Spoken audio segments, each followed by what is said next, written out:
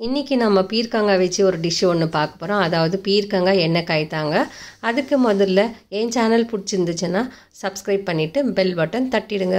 வாங்க வீடியோக்குள்ளே போகலாம். Hi friends, welcome to Nirmala's kitchen. இன்றைக்கி நான் பீர்க்கங்காய் எண்ணெய் காய் சொன்னது கத்திரிக்காயில் நம்ம எப்படி எண்ணெய் காய் பண்ணுவோமோ அதே மாதிரி நான் இன்றைக்கி பீர்க்கங்காயில் செஞ்சு காட்டுறேன். இதுக்கு ஒரு ஸ்பெஷல் பவுடர் நான் ஒன்று செஞ்சு வச்சுருக்கேன். அதுதான் நான் இன்றைக்கி ஆட் பண்ண போகிறேன். அதுக்கு முதல்ல நம்ம 2 பீர்க்கங்காய் எடுத்திருக்கேன். நான் 2 பீர்க்கங்காய் எடுத்துகிட்டு இதை தோல் சீவிட்டு இதை 4ஆக கட் பண்ணிக்கணும். கத்திரிக்காய் நம்ம எப்படி கட் பண்ணுவோமோ அந்த மாதிரி கட் பண்ணிக்கணும். அதுக்கப்புறம் சின்ன எலுமிச்சை பழம் அவ்வளோ சைஸு புளி எடுத்துக்கணும். அதுக்கப்புறம் பாருங்கள் மசாலா இது தான். நான் 2 வெங்காயம், 1 தக்காளி, கொஞ்சம் கொத்தமல்லி, அப்புறமா 1 table spoon chilli powder, 1 table spoon தனியா பவுடர், 1/4 டீஸ்பூன் மஞ்சப்பொடி, 1 பச்சை மிளகாய், அதுக்கப்புறம் கொஞ்சம் வெல்லம். இது தாங்க நான் சொன்ன அந்த ஸ்பெஷல் இன்க்ரீடியன்ட்ஸ் பவுடர் இதுக்கு நம்ம சேர்க்க போகிறோம். இந்த பவுடரில் என்னென்ன நான் சேர்த்துருக்குறேன்னு சொல்லிட்டு டிஸ்கிரிப்ஷன் பாக்ஸில் கொடுக்குறேன் நான். இப்போ பாருங்கள் பீர்க்கங்காவை 4ஆக கட் பண்ணி எடுத்துக்கணும். இப்போ இது தோலெல்லாம் சீவிட்டு நம்ம தோல் சீவிட்டு அந்த தோலை கூட நம்ம எடுத்து வச்சுக்கலாம். இப்போ நான் தோல் சீவிட்டு தோலெல்லாம் சீவிட்டு காமிக்கிறேன். பாருங்கள் நான் தோல் சீவிட்டு இந்த தோலில் கூட நம்ம சட்னி செய்யலாம். இப்போ நம்ம கட் பண்ணிவிட்டு இதை 4ஆக கட் பண்ணோம், 4ஆக குறுக்கோ கட் பண்ணோம். இது நம்ம கத்திரிக்காய் எண்ணெய் காய் பண்ணும்போது எப்படி பண்ணுவோம் இல்லையா, அந்த மாதிரி நம்ம கட் பண்ணி எடுத்து வச்சுக்கணும். எல்லா காயும் இந்த மாதிரி கட் பண்ணி எடுத்து வச்சுக்கலாம். ஃப்ரெண்ட்ஸ் நான் காட்டுறேன் பாருங்கள் வீடியோவில். இப்போ பாருங்கள் நான் எல்லா காயும் கட் பண்ணி எடுத்து வச்சுக்கினேன். இதுக்கப்புறம் நம்ம மசாலாவெல்லாம் சேர்த்துடலாம். அந்த மசாலாலாம் எடுத்து வச்சோம் இல்லைங்களா, அதெல்லாம் ஒன்றா சேர்த்துட்டு இதுக்கு கொஞ்சம் எண்ணெய் ஊற்றி ஆட் பண்ணிவிட்டு அதுக்கப்புறம் கொஞ்சம் தண்ணி ஊற்றி மிக்ஸ் பண்ணிவிட்டு இந்த மசாலாவை நம்ம பீர்க்கங்காய் கட் பண்ணி வச்சுருக்கோம் இல்லைங்களா, அதில் ஒரு பீர்க்கங்காயிலையும் ஒரு கட் பண்ணி வச்சுருக்கிற பீர்க்கங்காயிலெல்லாம் நம்ம ஸ்டஃப் பண்ணணும். இதை பாருங்கள் இப்போ நான் கொஞ்சம் தண்ணியாக பண்ணிக்கினேன். இது தண்ணியாக இருந்துச்சுன்னா நல்லாயிருக்கும். நம்ம ஏன் தண்ணி ஊற்றி மிக்ஸ் பண்ணுறோன்னாக்கா, இது ரொம்ப ட்ரையாக இருந்துச்சுன்னா நம்ம ஸ்டஃப் பண்ணால் அந்த இதெல்லாம் கொட்டிடும், கீழே அந்த மசாலா எல்லாம் கொட்டிடும். இப்போ பாருங்கள் நான் எல்லாம் பண்ணி முடிச்சுட்டேன். இப்போ நம்ம ஒரு பீர்க்கங்காய் கட் பண்ணி வச்சுருக்கிற பீர்க்கங்காயில் எடுத்து ஸ்டஃப் பண்ணலாம். நம்ம எப்படி கத்திரிக்காயில் ஸ்டஃப் பண்ணுவோமோ அந்த மாதிரி இந்த பீர்க்கங்காயில் கூட ஸ்டஃப் பண்ணி எல்லாத்தையும் ஸ்டஃப் பண்ணி எடுத்து வச்சுலாம். நான் காமிக்கிறேன் பாருங்கள், இந்த வீடியோவில் காமிக்கிறேன் ஸ்டஃப் பண்ணுறது. இந்த மாதிரி மசாலாவெல்லாம் உள்ளே ஸ்டஃப் பண்ணிவிட்டு எடுத்து வைக்கணும் ஃப்ரெண்ட்ஸ். இது ரொம்ப டேஸ்ட்டாக இருக்கும். இது சைட் டிஷ்ஷாக சப்பாத்திக்கு ரொம்ப டேஸ்ட்டாக இருக்குது. இந்த டிஷ்ஷில் நான் கொஞ்சம் ஸ்பைசியாக ஆட் பண்ணியிருக்கேன். நல்லாயிருக்கும் ஸ்பைசியாக சாப்பிட்றதுக்கு. பாருங்கள் இப்போ நான் எல்லாத்தையும் ஸ்டஃப் பண்ணி எடுத்துகிட்டேன். இதில் கொஞ்சம் மசாலா மிச்சம் ஆயிடுச்சு. அந்த மசாலா கூட நம்ம அப்புறமா எண்ணெய் ஊற்றி தாளிக்கும் போது அதில் சேர்த்துக்கலாம். இப்போ ஒரு 5 நிமிஷம் அப்படியே வச்சிடலாம். இப்போ மசாலா தாளிக்கிறதுக்கு என்ன வேணும்னு பார்க்கலாம். நான் ஒரு 3 பல்லு பூண்டு எடுத்து கட் பண்ணி வச்சுருக்கேன்.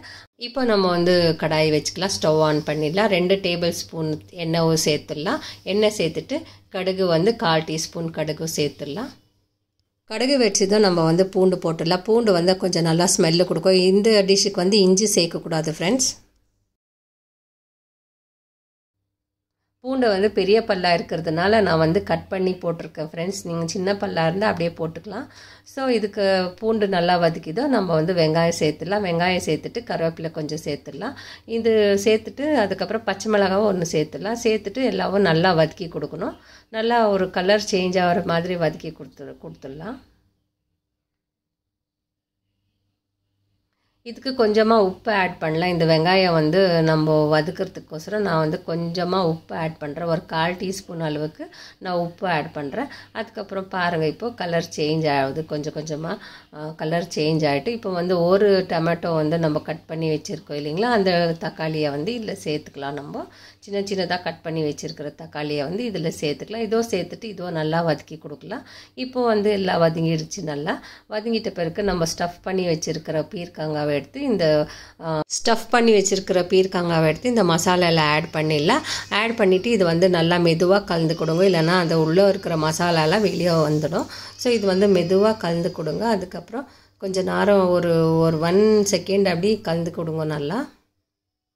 இப்போ நல்லா வதங்கிடுச்சு. இப்போ நம்ம எடுத்து வச்சுருக்கிற மசாலாவை இதில் சேர்த்துடலாம்.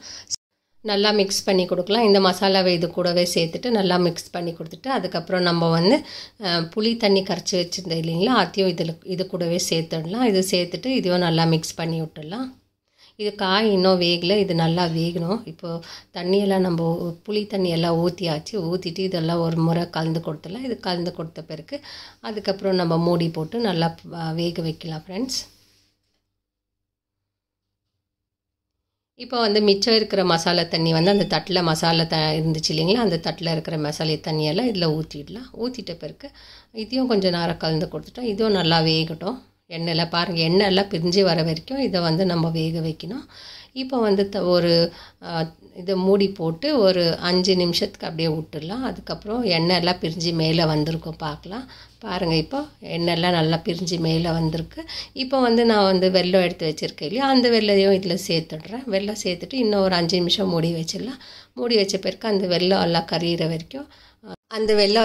வரைக்கும் அப்படியே இருக்கட்டும். அது இன்னும் ஒரு 5 நிமிஷம் மூடி போட்டு நல்லா வேகட்டோன்னு சொல்லிட்டு விட்டுடலாம் நம்ம. பாருங்கள், இப்போ 5 நிமிஷம் ஆயிடுச்சு. இப்போ எடுத்து பார்த்தாக்கா நல்லா எண்ணெய் வந்து எல்லாம் பிரிஞ்சு வந்திருக்கு.